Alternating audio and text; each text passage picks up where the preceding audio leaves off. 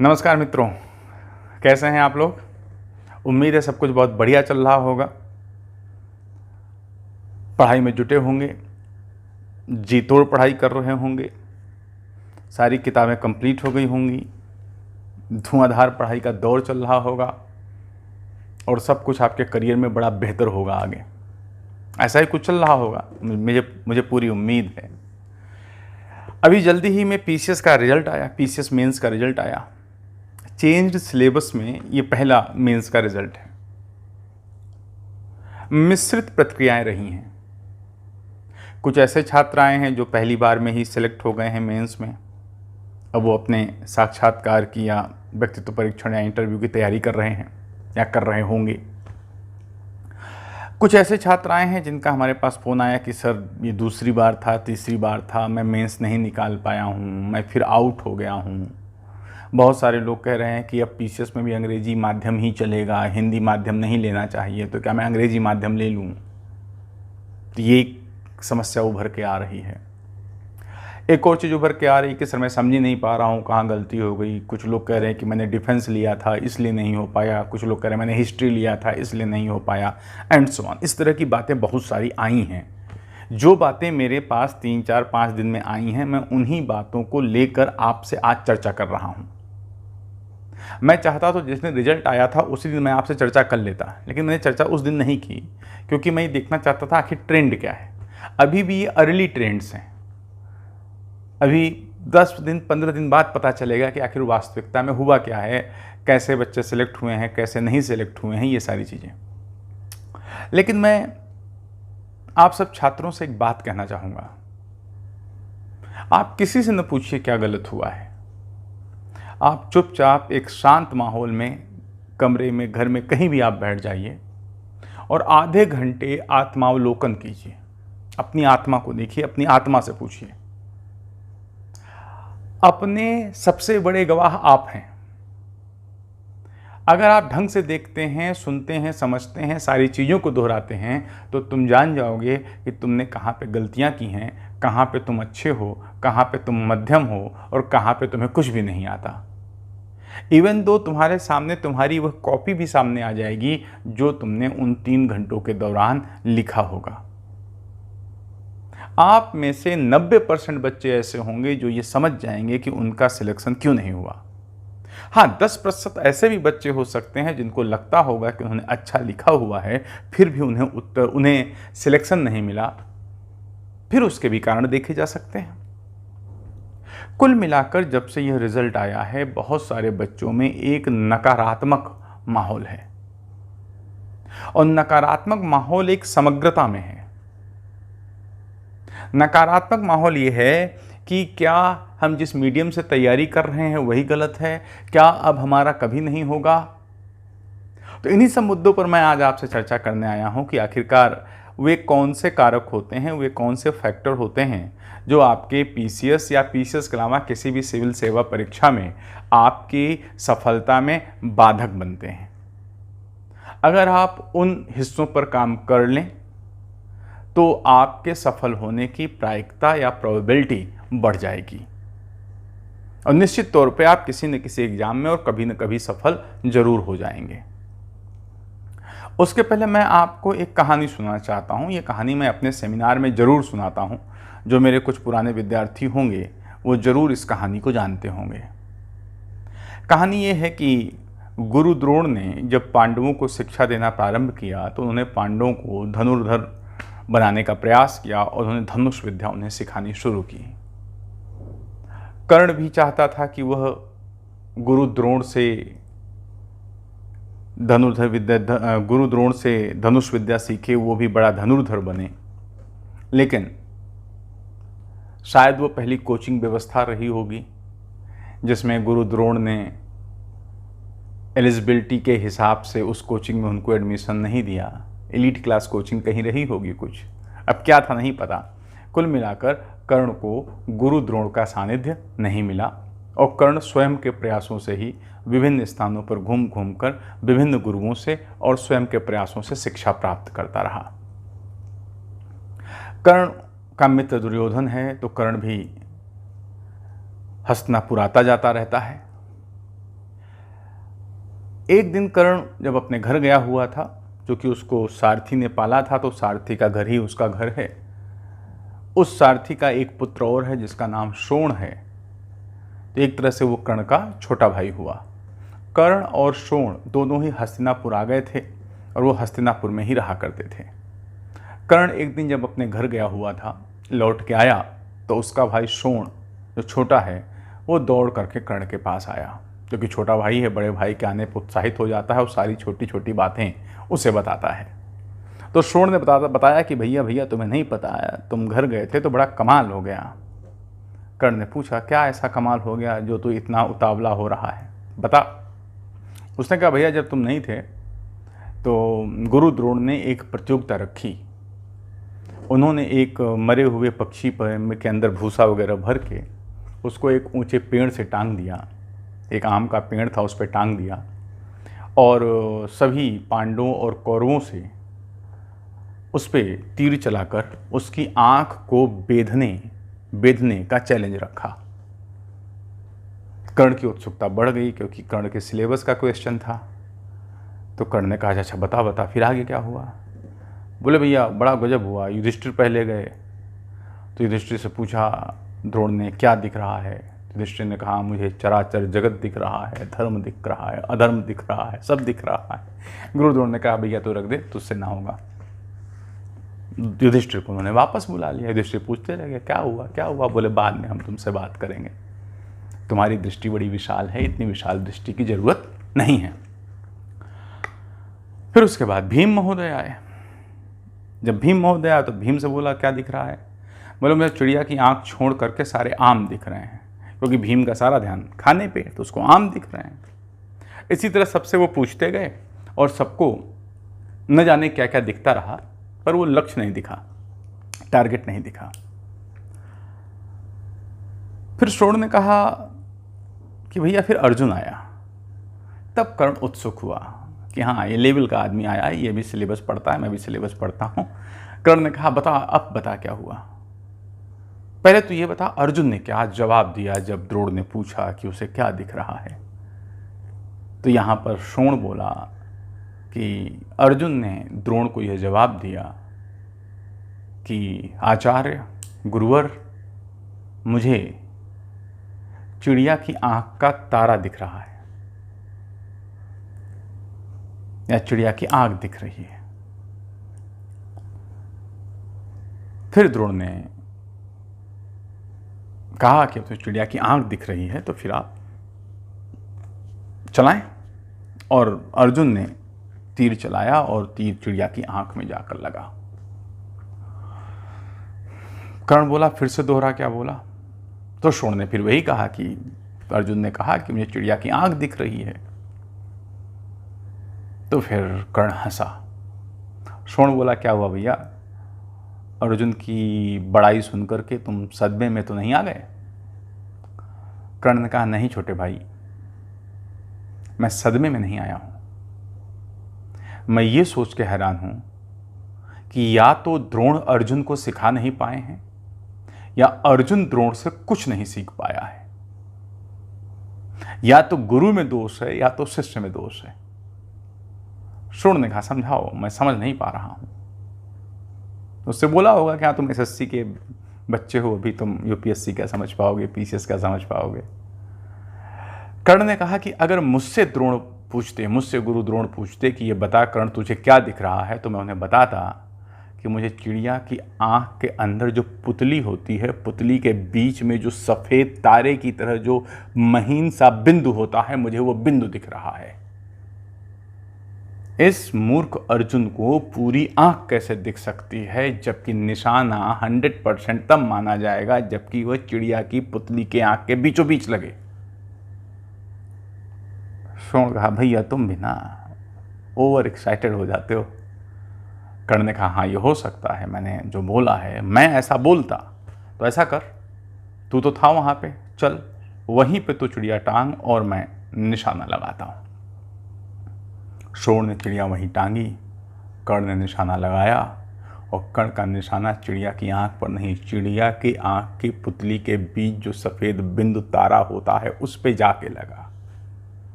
ये कहानी मैंने आपको क्यों समझाई? जो यूपीएससी की तैयारी करने वाले होते हैं वो 3 तरह के लोग होते हैं। एक, जिनको सब कुछ दिख रहा होता है, जिनको सिलेबस, सफलता, पढ़ाई के अलावा सब कुछ दिख रहा होता है, या दिख भी रहा होता तो और भी चीज़ें दिख रही होती, इतनी चीज़ें दिख रही होती हैं कि उनकी एकाग्रता का स्तर क्या होगा, कम हो जाएगा और वो हर चीज़ों में व्यस्त रहेंगे। 2018 के इसी एग्ज़ाम के लिए दृष्टि आईएएस ने एक क्रैश कोर्स रखा था और उस क्रैश कोर्स में हम सबको जाकर अपने अपने पार्ट पढ़ाने थे। मेरे हिस्से वही भूगोल आया, ज्योग्राफी, इकोलॉजी, इन्वायरमेंट, यहाँ वही पढ़ाता हूँ मैं, तो वही आया मेरे हवाले। और मैं गया और मैंने उन्हें पढ़ाना शुरू किया तो कुछ बच्चों ने मेरा विरोध कर दिया। विरोध किस बात पे था? विरोध इस बात पे था कि सर ज़्यादा पढ़ा रहे हैं। उनका मानना था कि सर को केवल हमें 10 से 12 क्वेश्चन दे देने चाहिए, उन क्वेश्चंस का आंसर लिखा देना चाहिए और हम वो पढ़ के जाएं और वही एग्जाम में फंस जाएं। मैं क्या कोशिश कर रहा था? मैं कोशिश कर रहा था कि अगर मैंने एक टॉपिक उठाया,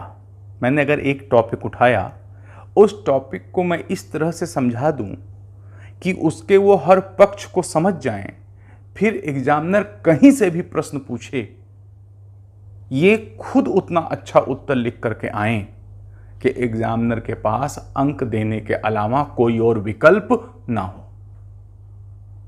मैं बच्चों को सिखा रहा था कि मछली कैसे पकड़ी जाए और बच्चे सीखना चाह रहे थे कि सर ये ना बताओ मछली कैसे पकड़ी जाए, बस आप हमें कुछ मछलियां दे दो जिससे मेरी अभी की भूख मिट जाए, आगे क्या होगा मुझे नहीं पता। Excuse me. मैंने 2 दिन ट्राई किया कि बच्चे मेरे हिसाब से चले जाएं, हमारे हिसाब से करते रहें, थोड़ा मैं उन्हें विस्तार में पढ़ाऊं जिससे सभी पक्ष समझ लें, लेकिन नहीं। बच्चे चाहते थे कि 10 at a glance, 20 at a glance, जैसा कि यूनिवर्सिटी के एग्ज़ाम में 20 क्वेश्चंस आते हैं, 10 क्वेश्चंस आते हैं, वो क्वेश्चन मैं पढ़ा दूं और वो क्वेश्चन फंस जाएं। फिर मैंने वैसा पढ़ाया, फिर मैं अच्छा टीचर हो गया। स्टूडेंट टीचर को जज जब करता है तो स्टूडेंट अपने पैर पे कुल्हाड़ी मार रहा होता है, और फिर ऐसे टीचर को जज कर रहा हो जिसने पिछले 15 सालों में बहुत सारे बच्चों को पढ़ाया हो और उसे पता है कि हाँ, अपने विषय में बच्चों ने अच्छा प्रदर्शन किया है। इससे मुझे एक बात समझ में आई कि अगर मान लो मैंने 10 क्वेश्चन लिखा दिए और 10 क्वेश्चन में मैंने वही उत्तर लिखा दिया, अब आप सब क्या करेंगे? वही उत्तर रट के जाएंगे और हर व्यक्ति वही उत्तर वहां लिखेगा। फिर जब एग्जामिनर कॉपी चेक कर रहा होगा, उत्तर के लिखने की जो समानता है वह उस बच्चे के रेंज को ओपन कर देगी कि इस बच्चे का रेंज ज्यादा नहीं है, ये बिल्कुल रटा रटाया व्यक्ति है। सबसे बड़ी समस्या है कि अधिकांश टीचर और अधिकांश बच्चे इसी पैटर्न पे चल रहे हैं, जबकि यह सबसे बुरा पैटर्न है। आपकी सोच विकसित नहीं होती, आपकी समझ विकसित नहीं होती, तब तक आपका उत्तर दूसरों के उत्तर से न तो अलग होगा, न तो सारगर्भित होगा, न तो उस उत्तर में मौलिकता आ पाएगी।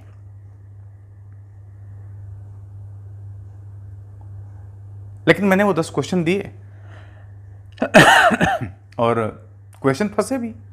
क्वेश्चन फंसा लेना कौन सी बुरी बात है या कौन सी बड़ी बात है? क्वेश्चन तो फंसा ही ले जाएंगे, लेकिन जो क्वेश्चन फंसाए जाएंगे उनके उत्तर अगर आपने खुद सोच के लिखे होते, जो मैंने पूरा कॉन्सेप्ट बताया होता, तो उत्तर बहुत अच्छा होता।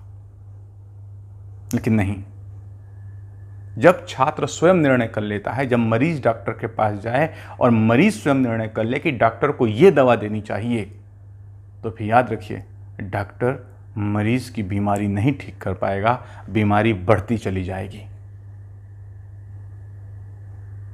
इसके अलावा एक और बात है, ये मैं उन लोगों की बात बता रहा हूँ कि 3 तरह के लोगों में एक लोग आते हैं जिनको सब कुछ दिखता है, जिनको सब कुछ शॉर्टकट चाहिए, 2 मिनट नूडल्स चाहिए।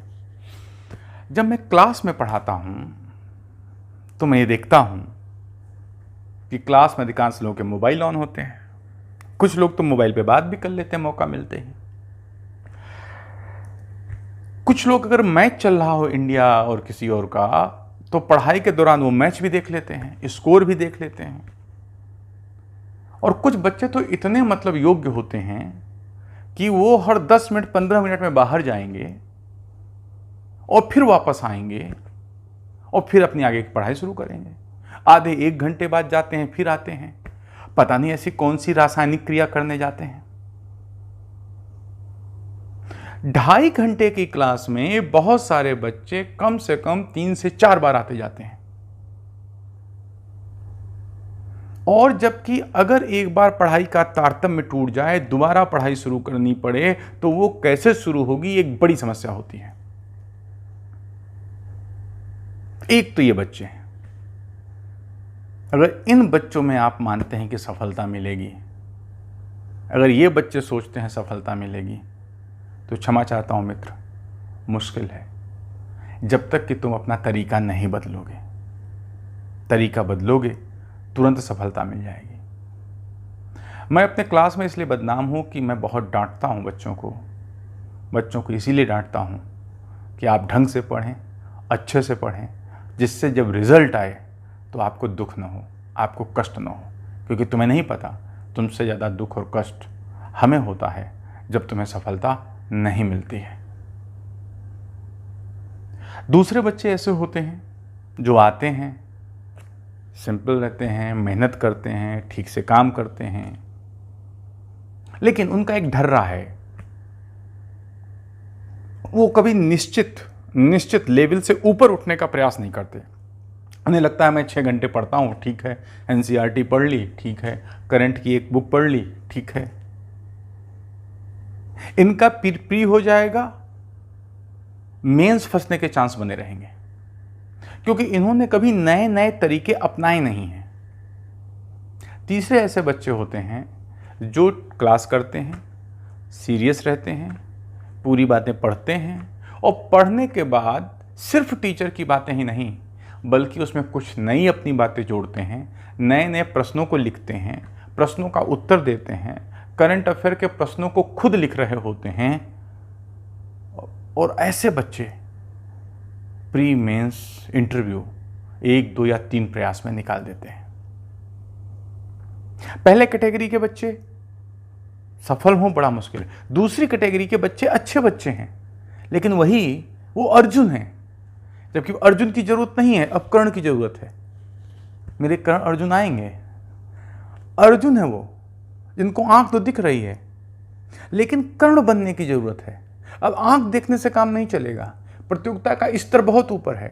आंख के पुतली का तारा आपको देखना पड़ेगा और वहां निशाना लगाना पड़ेगा। और निश्चित तौर पे अगर आप ये करेंगे तो आपको मेहनत करनी पड़ेगी। और मैं हमेशा कहा हूँ, आप यहाँ आए हैं तो मेहनत करने आए हैं। आप यहाँ आए हैं तो मम्मी पापा जो आपको पैसे दे रहे हैं, उस पैसे की एक पाई भी आप व्यर्थ नहीं करेंगे।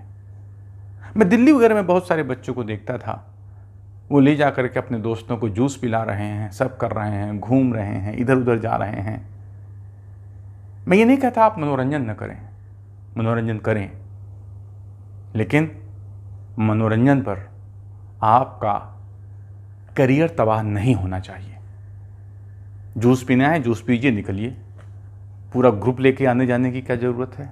आप कहेंगे सर आप कठोर हो रहे हैं। तो मित्र, यूपीएससी पीसीएस का एग्ज़ाम एक तपस्या है, और आप इसके आगे असफलता के दुख से बचना चाहते हैं तो फिर मुझे तो कठोर होना पड़ेगा, और मैं कठोर रहूँगा। भले तुम मेरे साथ रहो या न रहो, मैं तुम्हें कभी भी वो चीज़ें नहीं बता सकता, मैं तुम्हें कभी भी हल्का नहीं बना सकता जो आगे चल के तुम्हें परेशान करें। मैं कहीं से भी तुम्हें कोई ऐसा सुख देने नहीं आया हूँ जो तुम्हें त्वरित खुशी तो दे, लेकिन आगे जाकर तुम्हारी ज़िंदगी से कई खुशियाँ छीन ले। मैं ऐसा ही भला हूँ। मैं कठोर हूँ क्योंकि मैं ये नहीं चाहता कि आगे कोई भी मेरा छात्र दुखी हो। तो दोस्तों, एक नकारात्मक माहौल तो बना ही हुआ है, लेकिन नकारात्मक होने की ज़रूरत नहीं है। अगर आज मैं कुछ बिंदुओं पर चर्चा करूं जिसमें सफलता नहीं मिलती है, तो पहले नंबर पर हमने रखा है, जिस पर मैं चर्चा करता हूं, संपूर्ण पाठ्यक्रम के गंभीर अध्ययन का अभाव। हम संपूर्ण पाठ्यक्रम के ईच एंड एवरी टॉपिक को नहीं पढ़ते। एक मोटी सी बात समझे रहना, यूपी पीसीएस के एग्जाम के लिए ज़रूरी है know something about every topic of your syllabus. Know something about every topics of your syllabus and know everything about some topics of your syllabus. अर्थात अपने पाठ्यक्रम के सभी बिंदुओं के बारे में कुछ न कुछ जानो और अपने पाठ्यक्रम के कुछ न कुछ हिस्सों के बारे में सब कुछ जानो। इसका मतलब है, एक बार आप पाठ्यक्रम पूरा तैयार कीजिए। हर एक टॉपिक जो दिया है उस टॉपिक पे पीसीएस में हैं आप, तो कम से कम 200 शब्दों में आपके पास नोट्स लिखे होने चाहिए। 200 शब्दों में। टीचर आपको पूरा सिलेबस नहीं पढ़ाएगा, टीचर आपको सिलेबस का वो हिस्सा पढ़ाएगा जो एग्जाम में आने की संभावना सबसे ज़्यादा है, और आपको इतना तैयार कर देगा कि अब जो बाकी पार्ट हैं आप खुद पढ़ सकते हैं। टीचर आपको हमेशा 70% पढ़ाएगा, और 70% 100% के बराबर होता है, चाहे कोई भी टीचर हो, 100% के बराबर होता है, क्योंकि वो जानता है कि हमने आपको 70% पढ़ा दिया है, 30% आप इसके आधार पर आसानी से पढ़ सकते हैं, और 30% के लिए आपके पास कोचिंग इंस्टीट्यूट प्रिंटेड नोट्स देती है। और दृष्टि जैसे इंस्टीट्यूट के नोट्स अपने आप में सक्षम है, अपने आप में बिल्कुल पूरे हैं, और जो नहीं है उनको मैं अपने क्लास में बोल देता हूं, कृपया इन्हें मत पढ़ें, अभी हम इनको अपडेट करेंगे। याद रखिए, आपको पूरे सिलेबस को तैयार करने के लिए क्लास और जो आपको प्रिंटेड मटेरियल मिलता है, दोनों को मिक्स करना पड़ेगा। और टीचर जो पढ़ाता है उसके सहारे आप सारी चीज़ें पढ़ सकते हैं, क्योंकि टीचर आपको इतना पढ़ा चुका होता है कि जो उसने कुछ हिस्से छोड़े भी हैं तो वो हिस्से आसानी से कनेक्ट हो सकते हैं।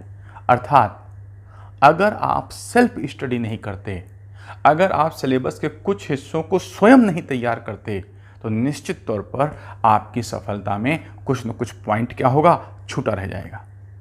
तो पहली बार आप पूरे सिलेबस के हर एक पॉइंट पर 200 शब्दों के नोट्स बनाइए, और फिर उसके बाद प्रीवियस ईयर पेपर देखिए, और प्रीवियस ईयर पेपर देख करके तय कीजिए किन हिस्सों से क्वेश्चन सबसे ज़्यादा आ रहे हैं। उन हिस्सों में आपकी 100% जानकारी होनी चाहिए, हर तरह के प्रश्न आपके हल किए जाने चाहिए। जो मैंने कहा कि पाठ्यक्रम के हर बिंदु पर सब कुछ जानो, पाठ्यक्रम के हर बिंदु पर कुछ कुछ जानो, तो सब पर 200 शब्दों का बना लिया, और पाठ्यक्रम के कुछ बिंदुओं पर सब कुछ जानो, राइट? कुछ बिंदुओं पर आपको सब कुछ जाना है। तो यहां पर दो चीजें हैं, no something about everything of syllabus and know everything about something of syllabus. तो वो कौन सी चीजें हैं जिनके बारे में आपको सब कुछ जाना है? तो उत्तर है, वो चैप्टर आपको पता चलेंगे प्रीवियस ईयर पेपर से, और जो पिछले 1 साल चर्चा में रहे। तो बच्चा सबसे पहले पाठ्यक्रम को इग्नोर करता है, उसे इवन तो ये नहीं पता है कि कौन और कितने पेपर होंगे, क्या होगा, कैसे होगा। हो सकता है बहुत सारे बच्चे कंपलसरी पेपर में फेल हों, ये भी तो हो सकता है। यूपीएससी में तो ऐसा हो ही जाता है कई बार। तो यहां पर पाठ्यक्रम, सिलेबस, पैटर्न पर आपकी पकड़ बहुत अच्छी होनी चाहिए। अब आप ये गांठ बांध लें कि आप सिलेबस के प्रत्येक बिंदु पर 200 शब्दों के नोट्स आप जरूर तैयार करेंगे, और वो नोट्स कोचिंग के नोट्स से अलग होंगे। कोचिंग में जो लिखाया गया है, जो हमने आपको पढ़ाया है, वो पढ़िए, समझिए, और उससे आपकी क्या समझ बनी है, उस समझ के आधार पर आप 200 शब्द लिखिए। यह है आपका रिवीजन, यह है आपका नेट प्रैक्टिस। बड़े से बड़ा खिलाड़ी भी अगर नेट प्रैक्टिस नहीं करता है तो वह महान नहीं बन सकता है। सचिन में, काम्बली में यही अंतर है। विराट कोहली में और खिलाड़ियों में यही अंतर रहा। प्रिपेयर योरसेल्फ, खुद को तैयार करो, खुद मेहनत करो, खुद को झोंको, एक्स्ट्रा एफर्ट करो। वही एक्स्ट्रा एफर्ट तुम्हें औरों से और आगे लेकर जाएगा। तो पहली बात है आप सिलेबस पर ध्यान दें। दूसरा है मानक पुस्तकों का चयन करना। सबसे बड़ी दिक्कत है कि हम छोटी बड़ी हर किताब पढ़ते हैं, और मैंने एक बच्चों की आदत दिल्ली और प्रयागराज दोनों में देखी है कि शाम को जब खाली होंगे, दोपहर को जब खाली होंगे, कभी जो खाली होंगे तो किताब की दुकान पे चले जाएंगे, और ऐसे जैसे लोग सब्जी मंडी चले जाते हैं और देख लेते हैं कि आलू कौन कौन सी आई हैं, टमाटर कौन कौन सा आया है, और वो सब दिखाएंगे, और वो बुक उठाएंगे जो कट कॉपी पेस्ट होगी। वो बुक उठाएंगे जिसने कि हर जगह से उठा करके चीजें छाप दी हैं। फिर रेडीमेड आ गया, और उन किताबों की मार्केट में बड़ी सेल होती है। अब आप जब ओरिजिनल टेक्स्ट नहीं पढ़ोगे, जब आप पूरी एनसीईआरटी ढंग से नहीं पढ़ोगे, तब आप कैसे कल्पना करते हो कि आप उन प्रश्नों को भी हल कर पाओ जो प्रश्न आपने डायरेक्ट नहीं पढ़े हैं? क्योंकि आपके पढ़ने का दायरा, एरिया पहले ही क्या है, सिकुड़ गया है। तो अच्छे से आप ध्यान रखें, अगर आपको सफल होना है तो पहले एनसीईआरटी पे पकड़ बनाएं। यूपी पीसीएस में भी पिछले बदले हुए पैटर्न में, राइट, मुख्य परीक्षा के लिए बड़ी जरूरी है, पहले एनसीईआरटी पे पकड़ बनाएं। फिर जो आपका टीचर अगर कहता है कि इसमें कोई किताब है तो वो किताब पढ़ें, नहीं कहता है तो अपने कुछ सीनियर से पूछ के देख लें, कोई एक अच्छी किताब, मानक किताब होनी चाहिए। और फिर उसके बाद जो कोचिंग से नोट्स अवेलेबल कराए जा रहे हैं उन पे आप ट्रस्ट कर सकते हैं, जो टीचर बोल रहा हो। इतनी चीजों पर आप फोकस करें प्रीवियस ईयर पेपर के साथ। एक और सबसे बड़ी समस्या है कि now you are in the era of information flood. अब आप सूचनाओं के बाढ़ के युग में हैं। यूट्यूब पर ऐसे ऐसे लोग आपको ऐसी ऐसी चीजें पढ़ा रहे हैं कि आप सुबह से शाम तक एक ही विषय पर 1000 लोगों की बातें सुनेंगे। और ये 2 GB 1.5 GB जो फ्री मिल जाता है पर डे, और यह 1.5 GB आपको करप्ट कर रहा है। मेरा बस चले तो सबसे पहले मैं ये 1.5 GB बंद कराऊं। हम अपने ऑनलाइन कोर्सेज के लिए कुछ देख लेंगे, घबराओ मत। मैं 1.5 GB बंद कराऊं, क्योंकि आप जब खाली बैठते हो तो उसमें होता है इसका शॉर्टकट सीखें। अब आपने पूरे सिलेबस में कितनी नदियां, उसका शॉर्टकट, कितने राजा हुए उसका शॉर्टकट, कितने प्रकार के वन है उसका शॉर्टकट, कितने देश हैं उसका शॉर्टकट, इतना शॉर्टकट सीख लिया कि शॉर्टकट को सीखने के लिए भी शॉर्टकट चाहिए। वो शॉर्टकट कहां से आएगा? नहीं। एक छात्र एग्जाम के दौरान पुर्जी बना के ले गया, चुटका, और इतनी पुर्जी बना के रह गया, हर जगह खोस लिया। फिर उसके बाद उसने एक लंबा सा कागज ढूंढा, उसमें लिखा। तो दोस्त ने पूछा ये क्या कर रहे हो? बोले ये कागज उसके लिए जिससे पता रहे कि कौन सा चुटका, कौन सा पर्चा कहाँ खोसा है। आपने जो कोड बनाया है ना, आपको कोड के लिए भी कोड बनाना पड़ेगा। सत्यानाश, गड़बड़ हो गया ना सारा। तो कृपया आप हर YouTube चैनल मत देखें, स्तरीय YouTube चैनल देखें, और कोई स्तरीय है ही नहीं। तो बेहतर यह होगा कि आप जिस इंस्टीट्यूट में पढ़ रहे हैं, अगर उस इंस्टीट्यूट का कोई है तो वो आप देख लें, वो आपके लिए ठीक है। बाकी फिर आप बच्चों से पूछ लें कौन सी कोचिंग का अच्छा है, क्या है अच्छा, फिर आप वो करें। ज़्यादा सोर्सेज लेने से भी कन्फ्यूजन होगा। हमेशा याद रखो, सीमित किताबें होनी चाहिए और उनकी असीमित रीडिंग होनी चाहिए। Limited source, unlimited study. और हम क्या करते हैं, unlimited sources and limited study, गड़बड़ हो जाती है। तो अपने सोर्स ठीक करो, सोर्स में अपने शिक्षक से बात करो, अपने सीनियर से बात करो, अच्छा सीनियर हो, और उस सीमित सोर्सेज पर विश्वास करके आगे बढ़ो। But NCERTs are the must. ठीक है। तो दूसरी चीज़ ये प्रयास करो, हर तरह की छोटी मोटी किताबें जो आपके वो लकड़ी वाले रैक में रखी हैं ना, जब बच्चा आता है सबसे पहले क्या क्या खरीदता है? एक तख्ता खरीदता है, एक कुर्सी खरीदता है, एक मेज खरीदता है, और एक लकड़ी वाली रैक खरीदता है, छोटा गैस चूल्हा, वो सब तो जीवन चलाने के लिए। और फिर उस रैक पे वो भरता जाता है। भिन्न भिन्न प्रकार की, भांति भांति प्रकार की किताबें उसमें भर जाती हैं, और फिर उसमें से आप पढ़ भी नहीं पाते हो। कोचिंग के नोट्स अलग से, वो भी पढ़ नहीं पाते हो। नो, सोर्स को सीमित करो, रिलायबल सोर्स लो। रिलायबल सोर्स कहाँ से आएंगे? ये टीचर से पूछो, टीचर आपको पक्का बताएगा। और जो टीचर कह दे कोई किताब न पढ़ो, उस टीचर की बात मत मानो। कोई ना कोई एक किताब जरूर बनी होगी जिसको आपको पढ़ना है। फिर अपने सीनियर से पूछो, कुछ करो। कुछ नहीं बताएगा तो टीचर एनसीईआरटी तो बताएगा ही। एनसीईआरटी ही सफिशिएंट है कई विषयों में, और कई विषयों में आपको एनसीईआरटी से ज़्यादा पढ़ना पड़ता है। तो एनसीईआरटी, रिलायबल बुक और अपने कोचिंग के नोट्स, इन 3 पे भरोसा करो। और ये भी मालूम कर सकते हो किस कोचिंग के नोट्स अच्छे बुरे हैं, वो भी देख सकते हो आप। ये हो गया सोर्स को लिमिटेड करना, मेजर बात। तो 2 बातें हुई। पहली बात यह है संपूर्ण पाठ्यक्रम का गंभीर अध्ययन, पाठ्यक्रम के हर टॉपिक पर 200 शब्दों का नोट्स बनाना, और पाठ्यक्रम के प्रीवियस ईयर के क्वेश्चन देख करके जिन एरिया से सबसे ज़्यादा क्वेश्चन पूछे गए हैं उन एरियाज़ की 100% तैयारी करना, और करंट अफेयर के साथ जोड़कर देखना, अपडेट करना। दूसरी चीज़, सोर्स को लिमिटेड रखना, लिमिटेड सोर्स को अनलिमिटेड बार पढ़ना, मतलब revision revision and revision. NCERTs जिसकी मस्ट हैं वो मस्ट हैं, बाकी अपने कोचिंग के नोट्स के साथ चीज़ों को देखिए। इससे ज़्यादा कुछ भी नहीं होना चाहिए। पूरे तैयारी के दौरान अगर आपके कमरे में 20 से ज़्यादा किताबें हैं, 20 से ज़्यादा किताबें हैं, तो मतलब अब गलत है, अब आप गलत रास्ते पे जा रहे हैं, अब गड़बड़ होने वाली है।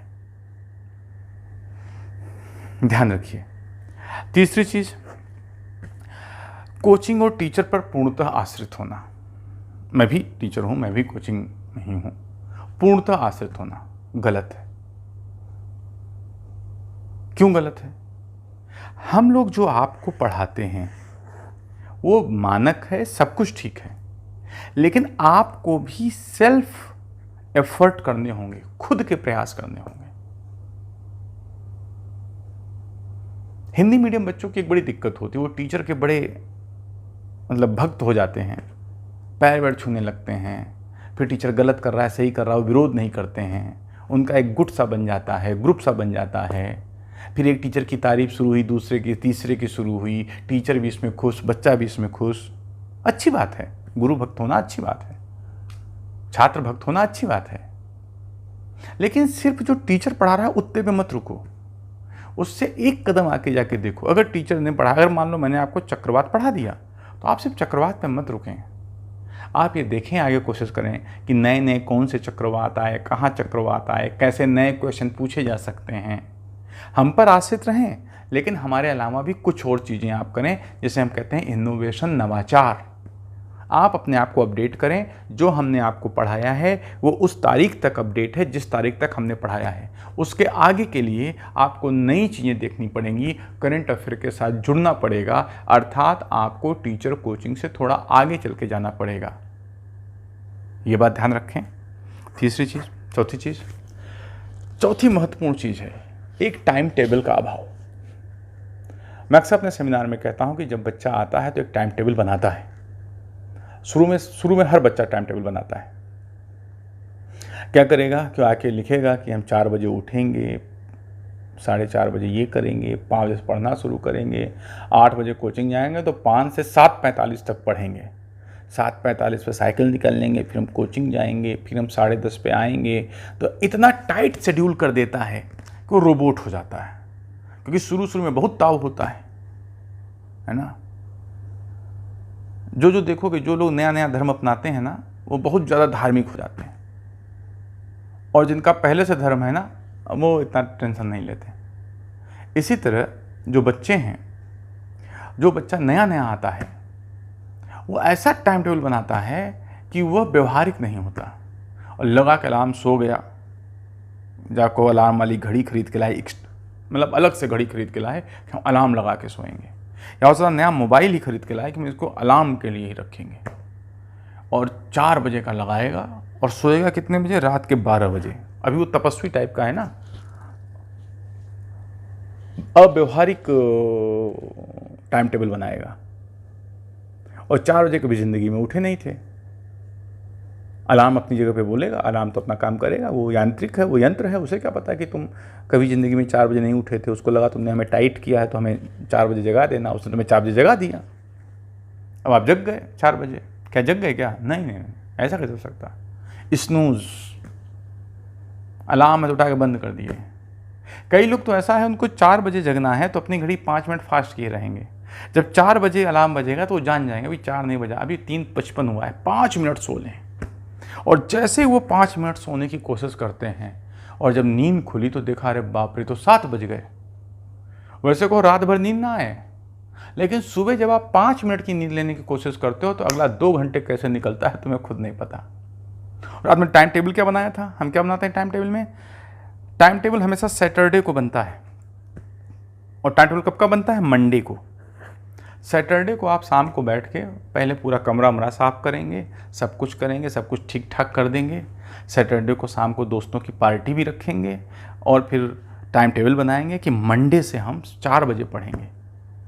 मंडे से सैटरडे को टाइम टेबल बन रहा और आप मंडे से पढ़ें, क्योंकि संडे को हम पढ़ते नहीं, पढ़ना तो मंडे से है ना। तो संडे को मॉल वॉल घूमेंगे, ये सब घूमेंगे। अब तो कोरोना काल में वो भी बंद है तो लेकिन कुछ ना कुछ बहाना निकाल लेंगे। फिर मंडे 4 बजे उन्होंने पढ़ने की कोशिश की थी और मंडे को 7 बजे उठे, आदत थी नहीं। और जब मंडे को 7 बजे उठे तो वो तब भी नहीं पढ़ेंगे जब 7 बजे उठ गए, क्योंकि उनको तो 4 बजे से पढ़ना था। अब पूरा दिन गया, इसी मातम मनाएंगे, अरे बाप रे हम 4 बजे उठने वाले थे, हम 4 बजे नहीं उठे। और ये 1 हफ्ते मातम चलेगा। फ्राइडे को पुराना टाइम टेबल फाड़ दिया जाएगा, सैटरडे को नया टाइम टेबल आएगा और ऐसे न जाने कितने सैटरडे और मंडे निकलते रहेंगे। टाइम टेबल तो बनेगा, वो टाइम उनके टेबल पे नहीं आएगा। तो असफलता का एक प्रमुख कारण है एक निश्चित टाइम टेबल का न होना। एक निश्चित टाइम टेबल क्यों नहीं है? क्योंकि हमें दृढ़ इच्छा शक्ति नहीं है। अगर कभी अलार्म बजता है और आप अलार्म को बंद करके फिर से सो जाते हैं, उस दिन आप समझ जाइएगा आप में वह दृढ़ इच्छा शक्ति, आप में अपने लक्ष्य को प्राप्त करने की क्षमता, आपको अपने माता पिता की उम्मीदों को पूरी करने की आकांक्षा, कुल मिलाकर आपके अंदर वह आग नहीं है जो यूपीएससी रूपी लंका को, यूपीपीसीएस रूपी लंका को, यूपीपीएससी को जलाने में कामयाब हो पाएगी। ये लक्षण छोड़िए, सफल बनिए। टाइम टेबल बनाइए। टाइम टेबल में ये नहीं होता कि 24 घंटे पढ़ना है। मैंने आपसे कहा है आपका कोचिंग का टाइम जो भी निकाल लो, उसके बाद आप रोज 5 घंटे सेल्फ स्टडी करो। और सबसे बड़ी दिक्कत यह है कि जब हम सेल्फ स्टडी का टाइम निकालते हैं तो हम रखते हैं 2 घंटे, 3 घंटे, 4 घंटे, 5 घंटे, कुछ लोग 10 घंटे पढ़ने। नहीं, सीमित रखो। 5 घंटे रखो, 3 घंटे सुबह, 2 घंटे शाम, 2 घंटे सुबह, 3 घंटे शाम, जैसा हमने आपको पिछले वाले एक वीडियो में बताया है। तो 5 घंटे की सेल्फ स्टडी रखो। आजकल आप घर में हो, कुछ नहीं कर रहे हो, तो बढ़ा के उसे 8 घंटे कर सकते हो। एक और महत्वपूर्ण बात, सामान्य लोग तो कहते हैं भाई कि चाहे जहाँ भी बैठ के पढ़ो कोई दिक्कत नहीं है, ऐसा कुछ भी, लेकिन मेरा मानना है कि नहीं, आपको कुर्सी मेज पे ही बैठ के पढ़ना चाहिए। आपको उचित स्थिति में ही बैठ के पढ़ना चाहिए। नहीं तो आप बेड पे लेट के पढ़े, पहले ऐसे टिका के पढ़े, फिर धीरे धीरे नीचे गए और फिर आराम से सो गए। कूलर चल रहा है, नींद आ गई, सर्दी है तो रजाई ओढ़े हैं तो नींद आ गई। पहले 90 डिग्री पर बैठे थे, फिर आप 180 डिग्री पर और आप सो गए।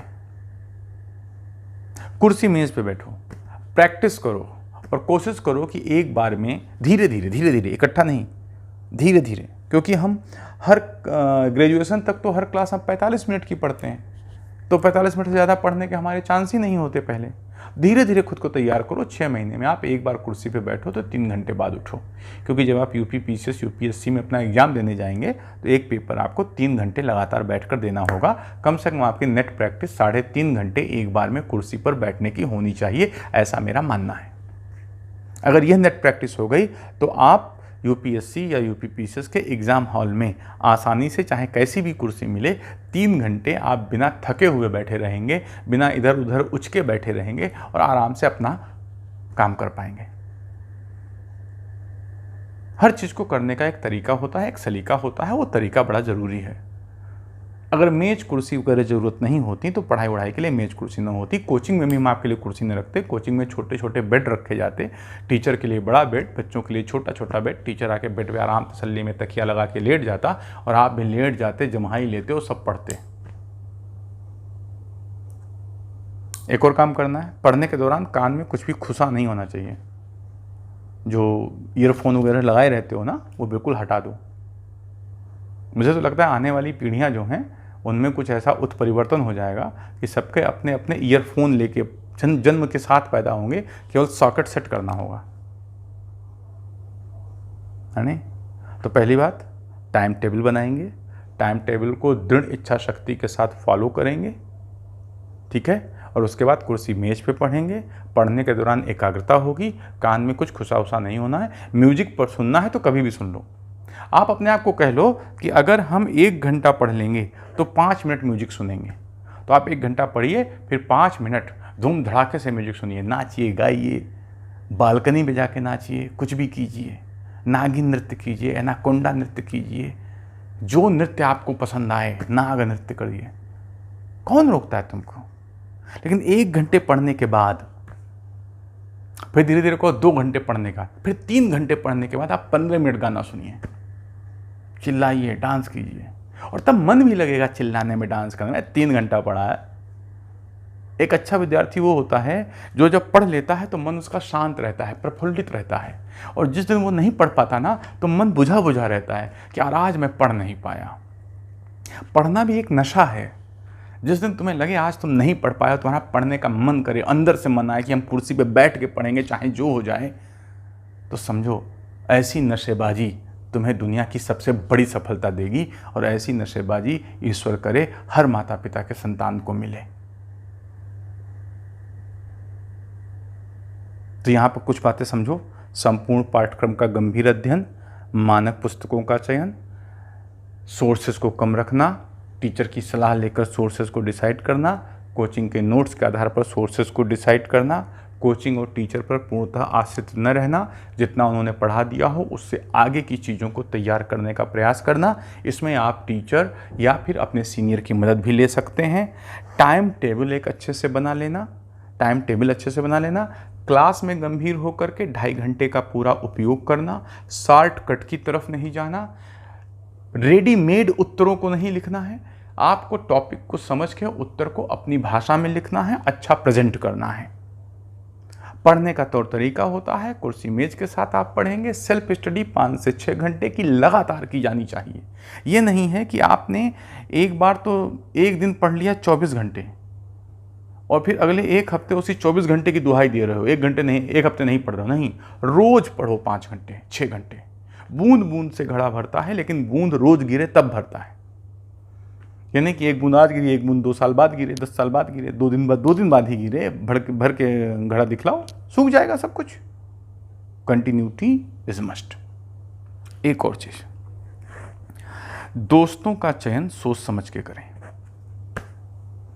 दोस्त कोई परजीवी हो सकता है, दोस्त ऐसे हो सकते हैं जो तुमसे तुम्हारा कीमती समय छीन लें।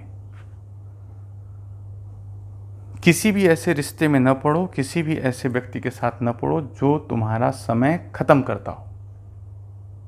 अगर तुम्हें ऐसा दोस्त मिल जाता है, ऐसा रिलेशन मिल जाता है जो तुम्हारा टाइम न खत्म करता हो, जो तुम्हें आगे बढ़ने के लिए प्रेरित करता हो, तुम निश्चित तौर पे उसे अपना लो।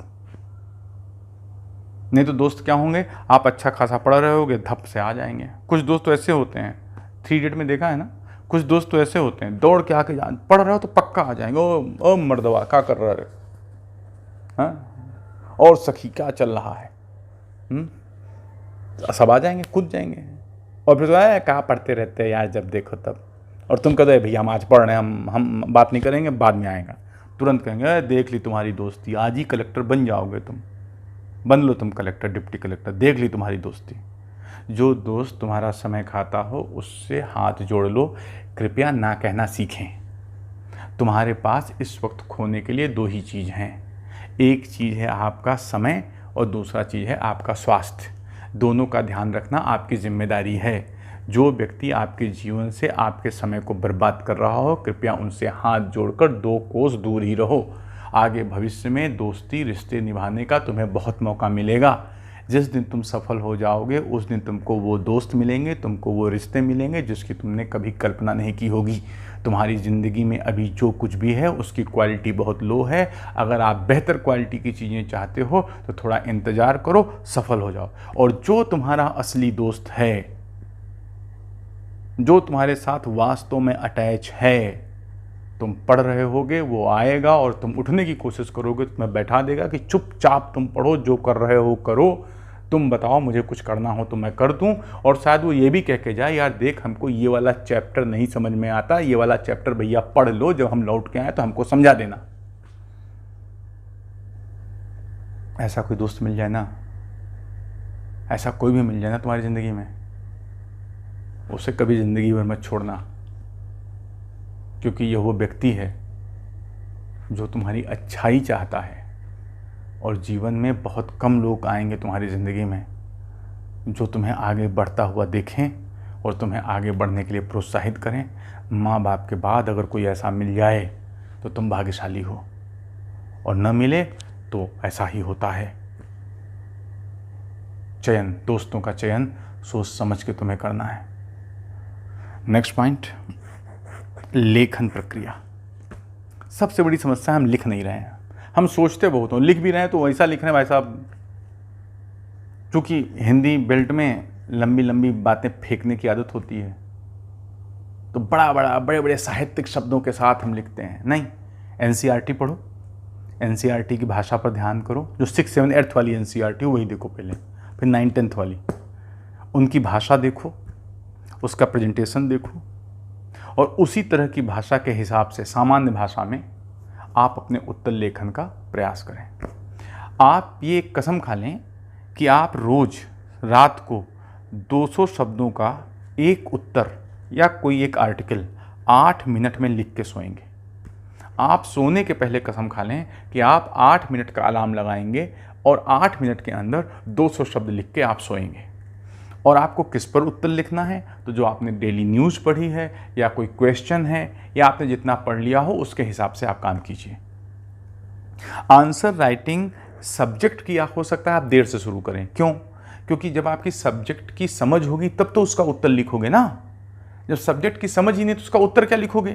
तो जब सब्जेक्ट की समझ आ जाए तब उसका आप उत्तर लिखना शुरू करो। उसके पहले क्या करो, जो आपने रोज पढ़ा है, कोई आपने न्यूज़ पढ़ी है, उसका आकलन करो और उसको 200 शब्दों में लिखने की कोशिश करो। लिखो, दोबारा पढ़ो, देखो कोई वर्तनी दोष तो नहीं है, देखो तुमको खुद पढ़ने में अच्छा लग रहा है नहीं लग रहा है, फाड़ के फेंक दो। समय के साथ तुम्हें खुद पता चल जाएगा कि अब तुम अच्छा लिख रहे हो या नहीं लिख रहे हो। और जब एक बार क्लासेस चलने लगे, जब एक बार आप सब्जेक्ट पढ़ लो, टॉपिक पढ़ लो, तो उसमें टॉपिक से रिलेटेड जो प्रीवियस ईयर पेपर हैं या जो दे रहा हो, शिक्षक दे रहा हो, उसे ज़्यादा से ज़्यादा लिखो। इतना लिखो कि उंगलियों में जैसे कहते हैं ढट्ठे पड़ जाने चाहिए। इतना लिखो कि एक समय ऐसा आए कि उंगलियां दर्द ही भूल जाएं। पेन देखते ही उंगलियां लपकें कि ला मुझे लिखना है कुछ। चलते फिरते किसी की पीठ पे भी कुछ लिख के चल दिए। क्यों? वैसा मेरे लेखन का अभ्यास है। सपने में भी आपकी उंगलियां चलनी चाहिए। इतना लिखो कि पेन तुम्हारे हाथ में आने से थर्राने लगे। समझ रहे हो मेरी बात? लिखो लिखो लिखो और रिवीजन। दो चीजें महत्वपूर्ण। तो लेखन पे बल दो। राइटिंग ऐसी हो जो पढ़ने में आ जाए। बहुत सुंदर राइटिंग हो तो बहुत अच्छी। सुंदर चीज किसको नहीं अच्छी लगती भैया, बताओ? खूबसूरत ने मोतियों जैसे अक्षर वाला लिखा और रफ्तार में लिख सकते हो पूरा, आपने समय पे पूरा कर लिया है, अपने सारे आंसर लिख लिए हैं और तुम्हारे बिल्कुल मोतियों जैसे दमक रहे हैं उत्तर, तो क्या भाई, फिर तो तुम मतलब छप्पड़ फाड़ के तुमको मिलेगा। पर ऐसा हो नहीं पाता है। इतना लिखना होता है ना कि मोती वोती नहीं रहता वहाँ पे, है ना। हाँ, पढ़ने में आ जाए, प्रेजेंटेशन अच्छा हो, वर्तनी दोष न हो, व्याकरण संबंधी अन्य गलतियां न हो, तो आपको अच्छे नंबर मिलेंगे। उसका तनाव मत लीजिए, पहले आप लिखना तो सीखिए। और मस्ट है रिवीजन, मस्ट है यहां पर रिवीजन। एक बार मैं आपको और बता दूं, इतना सब कुछ करने के बाद भी सब कुछ बेकार है अगर आप खुद के साथ नहीं बैठे। सबके साथ तो बैठते हो, लेकिन हफ्ते में एक दिन तय कर लो, एक दिन कोई तय कर लो, संडे हो, सैटरडे हो, कुछ भी एक दिन तय कर लो, कुछ घंटे तय कर लो कि इतने घंटे मैं अपने साथ रहूँगा। यूपी पीसीएस यूपीएससी की तैयारी में सबसे बड़ी चुनौती है कि इतना ज़्यादा समय, इतना ज़्यादा ऊर्जा, इतनी ज़्यादा ये मेहनत ले लेती है कि कई बार हम सामान्य चीज़ों को भूल जाते हैं। हमें नहीं समझ में आता कि ऊपर आसमान है, ऊपर तारे भी आते हैं, चाँद भी आता है, सूरज भी चमकता है, अगल बगल पक्षी भी हैं, अगल बगल पेड़ पौधे भी हैं। हम ये सब नहीं देख पाते। हम सिलेबस में उलझे रहते हैं, किताबों में उलझे रहते हैं, फिर बाकी और फालतू की चीज़ में उलझे रहते हैं। हमने कभी खुद से बात ही नहीं की। तो आप एक दिन निकाल लो, उसके लिए आप चाहे कोचिंग भी छोड़ दो, ना आओ उस दिन न पढ़ो कुछ तो भी चलेगा। एक दिन ऐसा अपने साथ निकालो, 3 से 4 घंटे बैठो और उस दिन तय करो कि मैंने पूरे हफ्ते क्या किया, पूरे सप्ताह हमने क्या किया।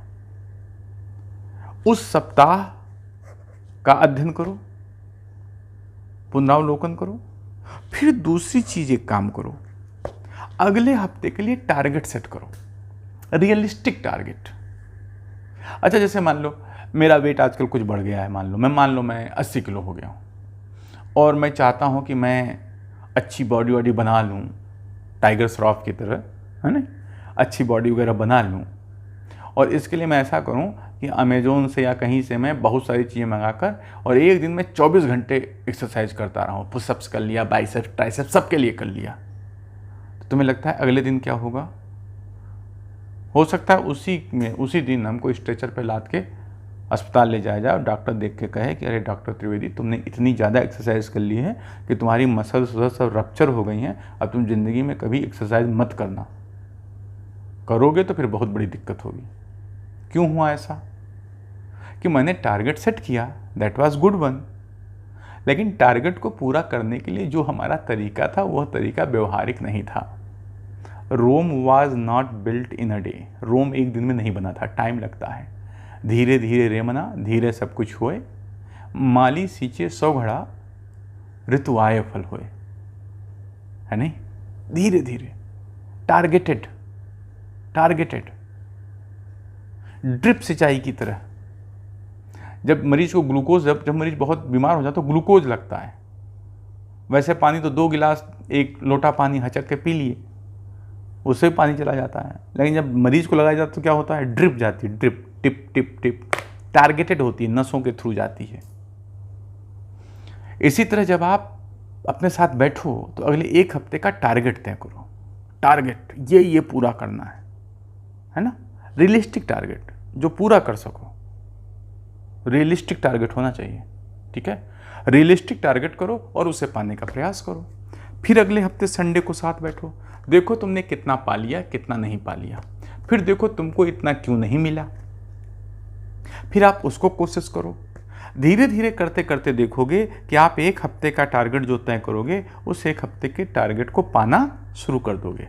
और जैसे जैसे आप टारगेट को पाना शुरू कर दोगे वैसे वैसे आपका आत्मविश्वास क्या होगा? बढ़ता जाएगा। और बढ़ा हुआ आत्मविश्वास आपके व्यक्तित्व में प्रदर्शित होगा।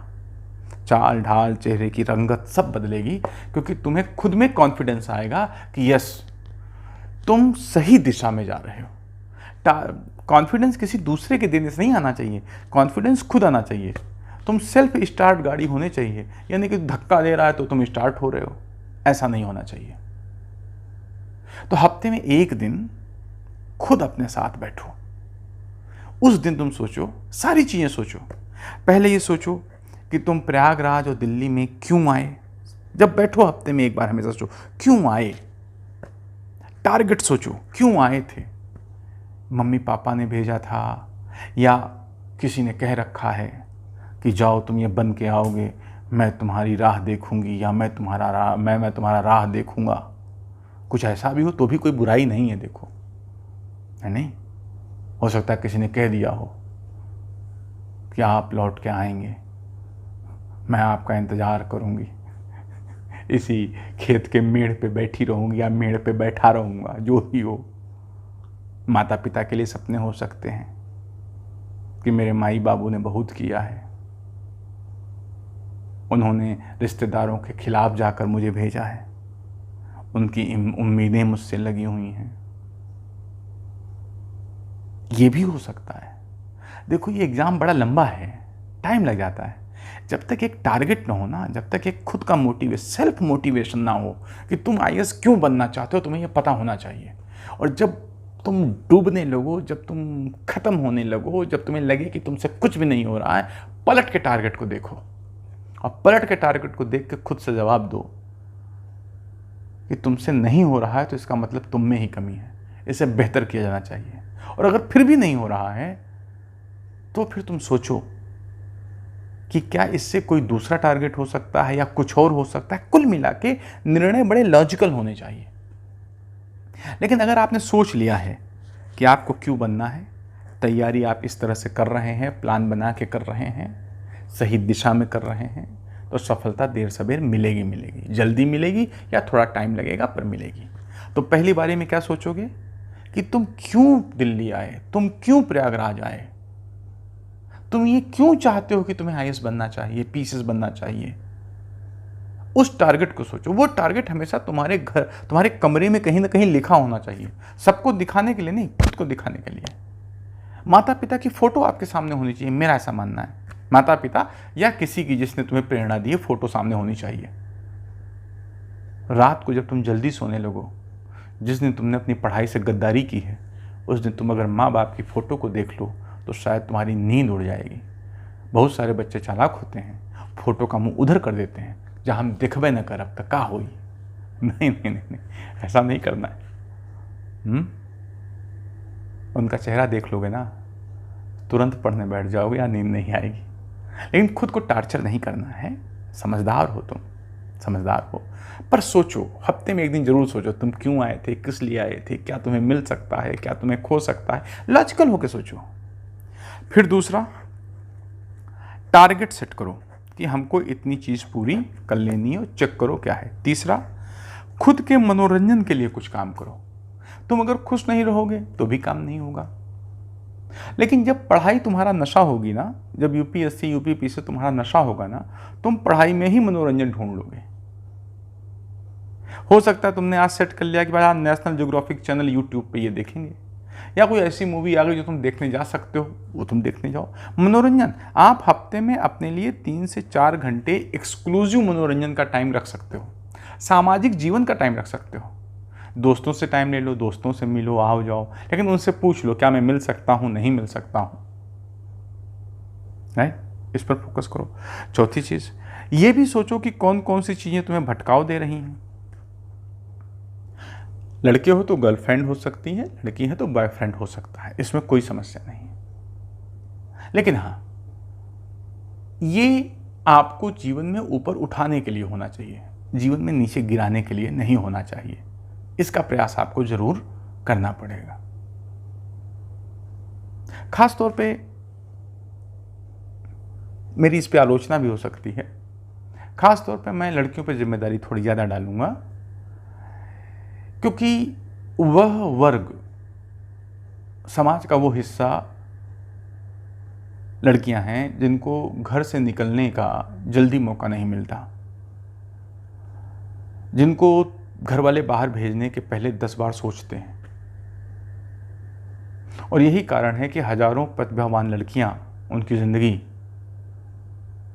घर में ही बीत गई, चौका बर्तन में ही बीत गई, उनकी आकांक्षाएं, उनकी इच्छाएं दब के रह गईं, और वो जिस स्तर पे सफलता प्राप्त कर सकती थी वो स्तर उन्हें सफलता का नहीं मिला। ये दुख उन्हें गाहे बगाहे सालता भी रहता है। और लड़कियों को वो आर्थिक आज़ादी नहीं मिल पाई जिस आर्थिक आज़ादी की वो अधिकारिणी रही हैं। बहुत सारों को मैंने ये देखा है। तो जिन लड़कियों को मौका मिला है बाहर आने का, उनके पास मौका है अपनी कौम, लड़कियों की जो कौम है, उनके बंधनों को तोड़ देने का। बंधन कैसे टूटेंगे? क्रांति द्वारा नहीं। बंधन कैसे टूटेंगे? दूसरी तरह की क्रांति होगी। कैसे टूटेंगे बंधन? आपकी सफलता द्वारा। अगर आपने टॉप कर दिया, आपने रिजल्ट शानदार दे दिया, और आपके गांव से आप पहली लड़की, दूसरी लड़की, कोई भी हैं, आपके गांव से आप एक लड़की हैं और आप सफल हो जाती हैं, तो उस गांव के अन्य माताओं पिताओं को भी अपनी लड़कियों को बाहर निकालने का एक उत्साह और एक हिम्मत मिल जाएगी, और वहाँ की लड़कियों को भी अपने माता पिता से कहने की हिम्मत मिलेगी कि मम्मी पापा जब उनकी लड़की ये कर सकती है, क्या आप हम पे विश्वास नहीं कर सकते हो, मैं भी ये कर सकती हूँ। यही चीज़ लड़कों पे भी लागू होती है। तो मित्रों, तुम लोग भाग्यशाली हो जो तुमको बाहर आके पढ़ने का मौका मिल जाता है। तुम लोग भाग्यशाली हो कि तुम्हारे मम्मी पापा तुम पर दांव लगाने को तैयार हैं। तुम भाग्यशाली हो कि तुम बाहर आ पाए हो, मम्मी पापा तुम्हारा खर्चा उठा रहे हैं। तो तुम इस अवसर का सदुपयोग करो। सोचो, तुम खुद सोचो कि कुछ ऐसा काम न हो जो तुम्हें सफलता से दूर करे।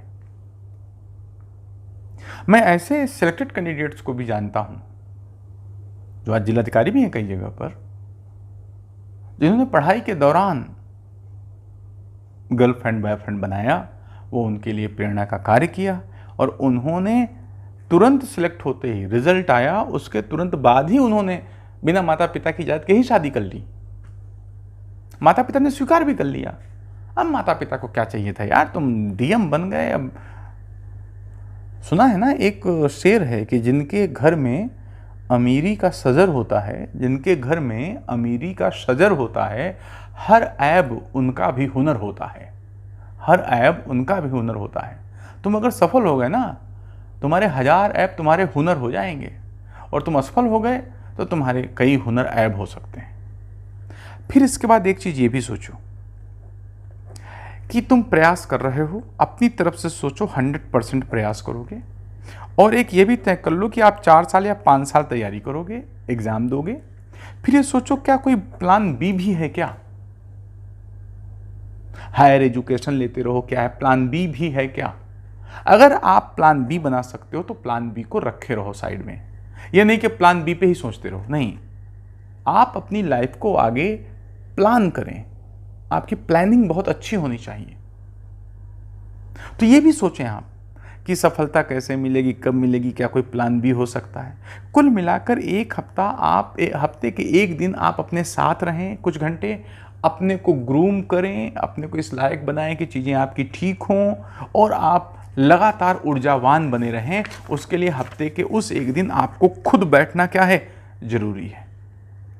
ख्वाब ऊंचे देखे जाने चाहिए, लक्ष्य ऊंचे निर्धारित किए जाने चाहिए, लेकिन याद रखिएगा लक्ष्य जितना ऊंचा होता जाएगा उसके लिए किया जाने वाला परिश्रम भी उतना ऊंचा होता जाएगा, लेकिन उससे मिलने वाला फल भी अन्य रिजल्ट की अपेक्षा बहुत अच्छा होगा।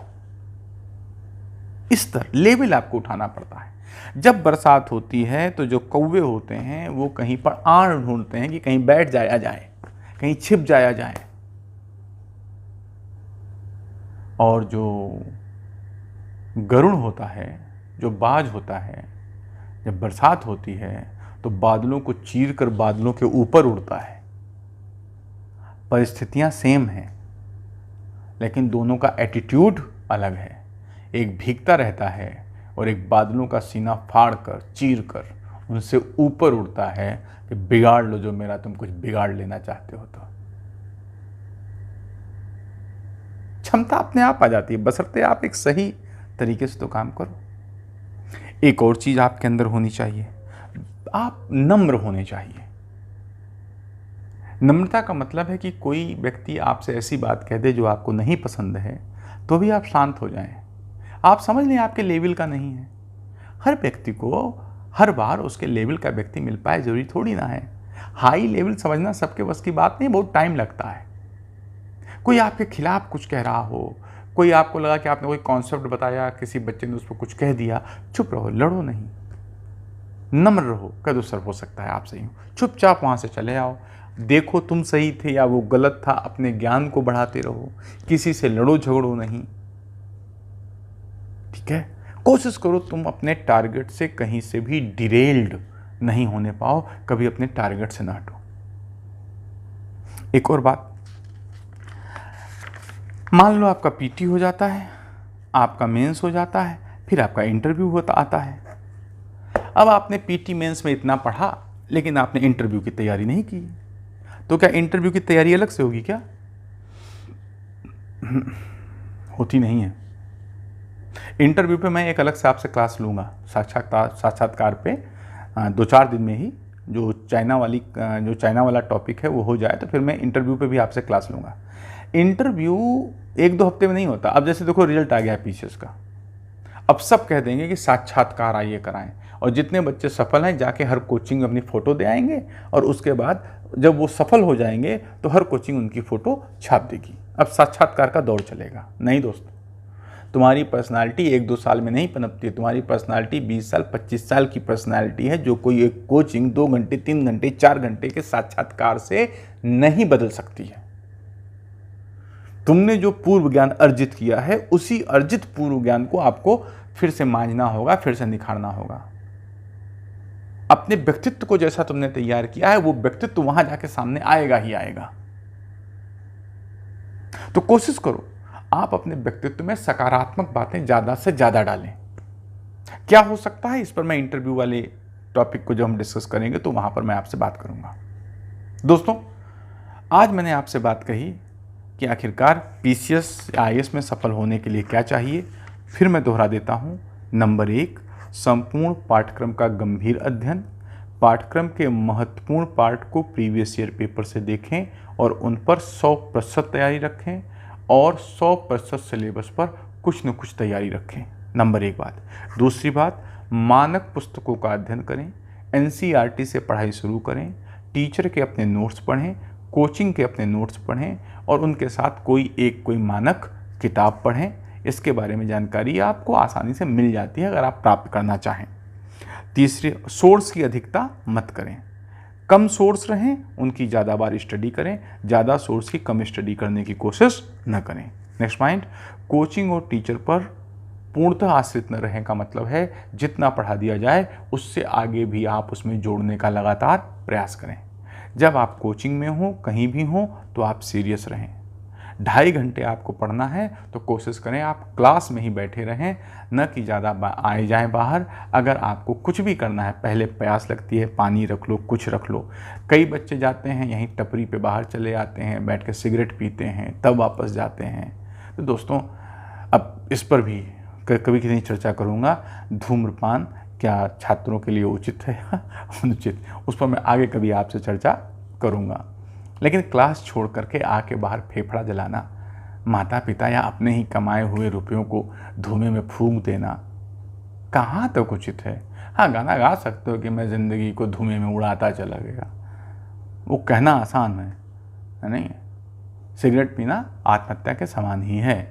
एनीवे, उस पर मैं फिर कभी बात करूंगा। तो कई बच्चों को देखता हूँ, और जब इतने नॉन सीरियस कैंडिडेट दिखाई पड़ते हैं, अगंभीर बच्चे दिखाई पड़ते हैं, तब पता नहीं क्यों खून सा खोल उठता है। सच बता रहा हूँ मैं आपको, अपने लिए नहीं उठता है। मुझे याद आता है कि माता पिता इतनी उम्मीद से भेजे हैं और तुम फीस जमा किए हो, और उसके बाद तुम कोचिंग का पूरा उपयोग भी नहीं कर रहे हो, है ना? तो गंभीर बनो, मेरा मानना है। प्लीज़ गंभीर बन के देखो। गंभीर का मतलब ये नहीं कि चेहरा मनहूस की तरह लटका के बैठो, नहीं। अरे टीचर से बातचीत करो, सब कुछ करो, सारी चीज़ें बात करो, कोई दिक्कत नहीं है। आसपास के लोगों से बात करो, लड़के हो तो लड़कियों से बात करो, लड़कियां हैं तो लड़कों से बात करें। कब तक एक दूसरे से दूर बैठे रहोगे? लड़के लड़की का बात करने का मतलब ये नहीं होता है कि उनके बीच कुछ न कुछ चल रहा है, ऐसा नहीं है। पर्सनालिटी का डेवलपमेंट ही होता है। लेकिन इसका मतलब ये नहीं है कि पर्सनालिटी डेवलपमेंट के लिए लड़के लड़कियाँ ढूंढें और लड़कियाँ लड़के ढूंढें। अरे कोई अभी यूपीएससी का टॉपर था, उसने कह दिया कि मुझे अपनी गर्लफ्रेंड से प्रेरणा मिली। तो हिंदी मीडियम के कई बच्चे आए, बोले सर इसका मतलब है, कुछ बच्चे आए ऐसे, बोले कि सर इसका मतलब है कि हम में प्रेरणा का अभाव रहेगा ज़िंदगी भर। तो मुझे बोलना पड़ा, भैया तुम में प्रेरणा का अभाव क्यों रहेगा? बोले सर हमारी कोई गर्लफ्रेंड नहीं है, इसका मतलब सफल होना है तो पहले गर्लफ्रेंड ढूंढें। अब लो, उसने कहा कुछ और था और हमने निष्कर्ष निकाला कुछ और। गंभीर बनिए, वो बड़ा ज़रूरी है। टाइम टेबल का अभाव होता है, टाइम टेबल बनाइए, टाइम टेबल से आप स्टडी कीजिए। फिर इसके बाद पढ़ने का तरीका है कुर्सी मेज पर। कुर्सी मेज वाले ही तरीके को आप क्या करें, उपयोग में लाएं, वही सबसे ज़्यादा ज़रूरी है। फिर इसके बाद लेखन प्रक्रिया पर ध्यान दें। लेखन प्रक्रिया, ज़्यादा से ज़्यादा लिखने का प्रयास करें। पढ़ने के साथ साथ जब आप पढ़ते जाएंगे और समझते जाएंगे तो और आप लिखते जाएंगे। रिवीजन, लगातार चीज़ों को क्या करें, रिवाइज करें। अपने आसपास के लोगों को पहचानें, दोस्त रिश्ते कौन से हैं जो आपका समय खा रहे हैं या जो आपके साथ सहयोग कर रहे हैं। अब आप इतने समझदार हैं कि आप उचित अनुचित का यहाँ पर निर्णय कर सकते हैं। सबसे ज़्यादा ज़रूरी चीज़, हफ्ते में एक दिन खुद के साथ बैठें, देखें कि आपने हफ्ते में क्या किया है, क्या आपका गेन रहा है, क्या आपका लॉस रहा है।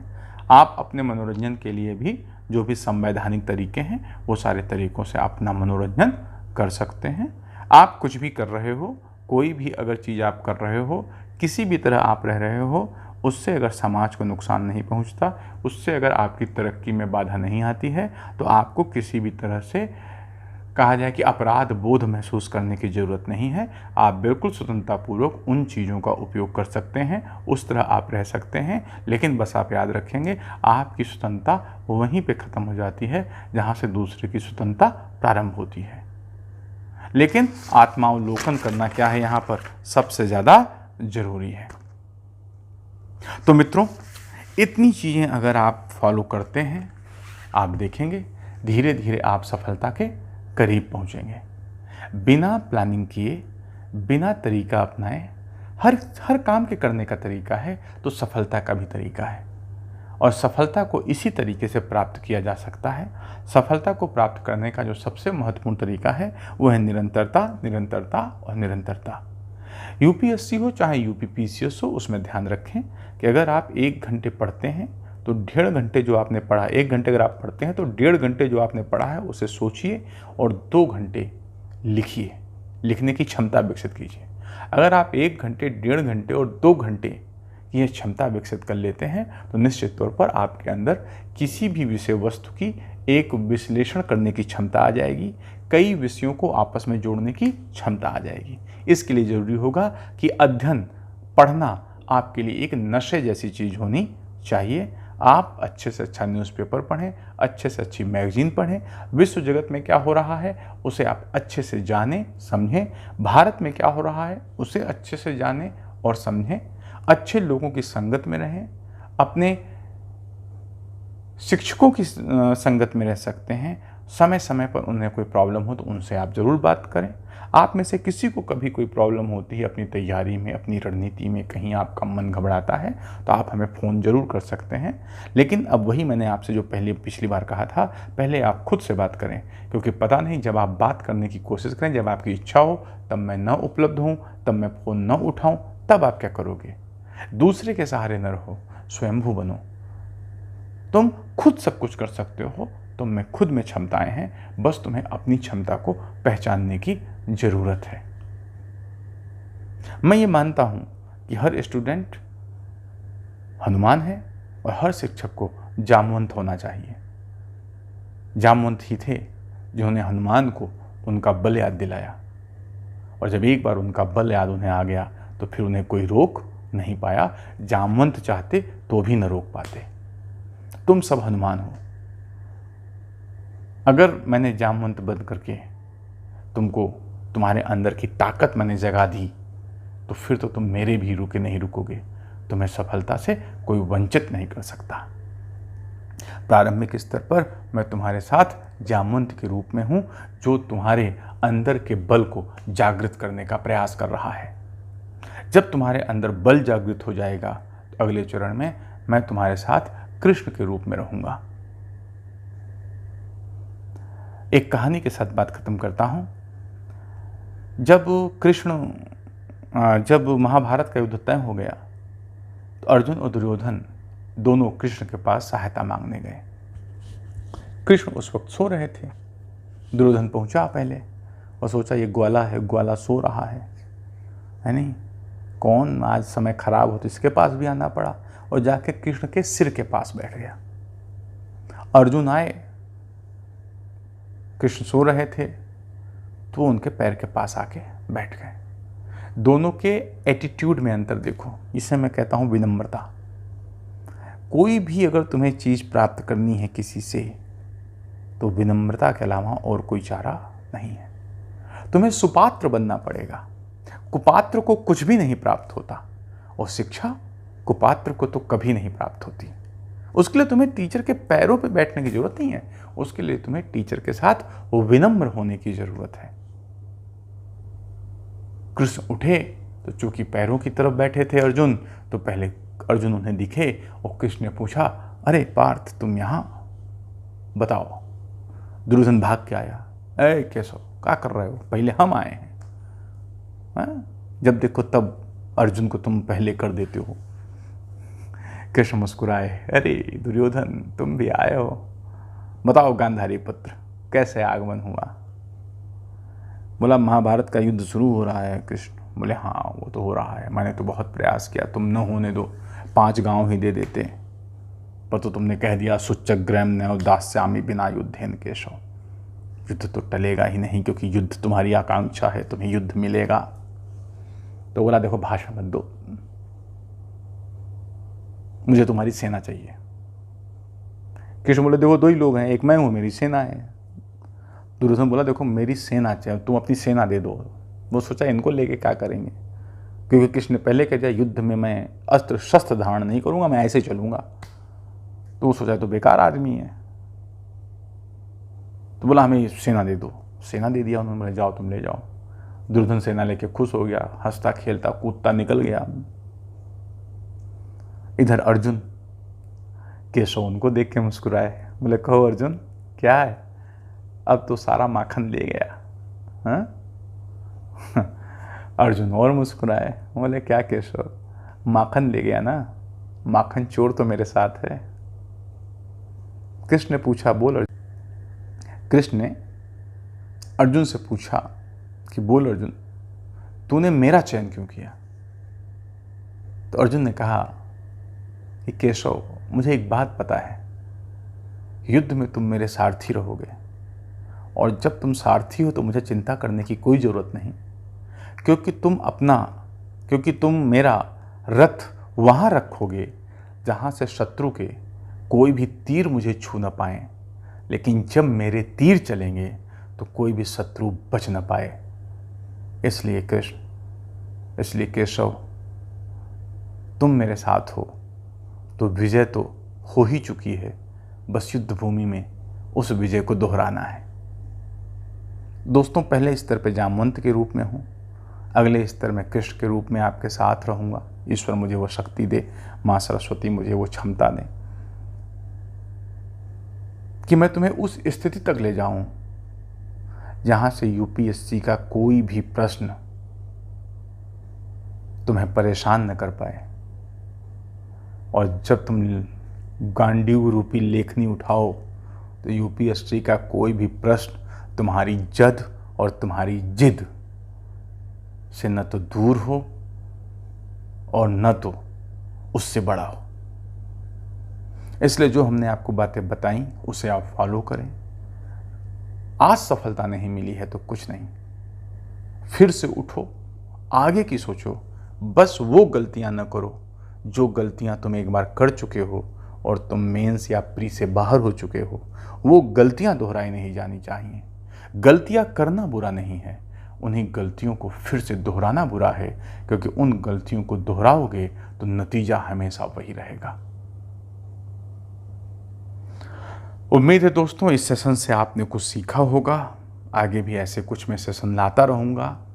आगे जो मेरा प्रोग्राम वो है, इसके बाद मैं भारत चीन पर पार्ट 2 ला रहा हूँ, और उसके बाद मैं इंटरव्यू साक्षात्कार पर एक टॉपिक लाऊंगा, और उसके बाद से मैं इतिहास के कुछ किस्से शुरू करूँगा, जिससे मैंने बांटा है प्राचीन इतिहास के किस्से, मध्यकालीन इतिहास के किस्से, आधुनिक भारत के किस्से, आज़ादी के बाद के भारत के किस्से और विश्व इतिहास के किस्से। प्राचीन भारत के किस्से आपको मैं पाषाण काल से हर्ष के समय तक सुनाऊंगा, फिर हर्ष से लेकर कुतुबुद्दीन ऐबक के पहले तक पूर्व मध्यकालीन किस्से होंगे, फिर उसके बाद मध्यकाल के किस्से होंगे, और इस प्रकार किस्से के द्वारा ही मैं आपको भारत के इतिहास से वाकिफ कराऊंगा। यह कोई क्लास नहीं है, यह सिर्फ ऐसी बातें हैं, ऐसी सूक्ष्म बातें हैं जो अगर तुम जानोगे तो निश्चित रूप से इतिहास के या उन पक्षों को समझ पाओगे, उन सूक्ष्म पक्षों को भी देख पाओगे जिन्हें सामान्य विद्यार्थी नहीं देख पाता है। तो मित्रों, तैयार रहिए। मैं 1500 बच्चों का ग्रुप बना रहा हूँ, मैं वेट कर रहा हूँ जैसे ही 1000 या 1500 हो जाएं। 1000 या 1500 क्यों, मैं इतने बच्चे क्यों ले रहा हूँ? क्योंकि मुझे पता है जितने बच्चे आएंगे उसमें से सब गंभीर नहीं होंगे। उनमें से अगर 20% भी गंभीर हो गए तो मेरे पास कम से कम 200 या 300 ऐसे बच्चे होंगे जिनको मैं वो बातें बता पाऊँगा जो वो बातें उनकी सफलता के मार्ग में सहायक सिद्ध होंगी। और जब तक एक बच्चों का ग्रुप न हो तब तक पढ़ाने में वो आनंद भी नहीं आता है। तो मित्र, बस मैं 1500 बच्चों के होने का इंतज़ार कर रहा हूँ। जैसे ही ये हो जाते हैं, उम्मीद तन मैं 10 जुलाई से अपना वो ग्रुप शुरू कर दूँगा और इस चैनल पे लगातार आपके लिए जो मैंने इतिहास के किस्से बोले हैं वो शीघ्र ही आने वाले हैं। आप सब अपना ख्याल रखिए। सफलता असफलता जीवन का हिस्सा है। सफल होने के लिए फिर से कमर कसिए, रणनीति बनाइए, पिछली गलतियों को मत दोहराइए। ईश्वर आपको जरूर सफल करेगा। और कोई आपके साथ हो या ना हो, आपके माता पिता के साथ मैं आपके साथ हूँ और मुझे विश्वास है तुम में वो क्षमता है कि तुम्हें असफलता की श्रेणी में कोई नहीं रख सकता और सफल होने से दुनिया की कोई ताकत तुम्हें नहीं रोक सकती है। यह तो एक एग्ज़ाम है। यह एग्ज़ाम तुम्हारी पूरी ज़िंदगी का निर्णय नहीं करेगा। तुम्हें तुम्हारी ज़िंदगी में असफल नहीं होने दूंगा, यह मेरा तुमसे वादा है। धन्यवाद।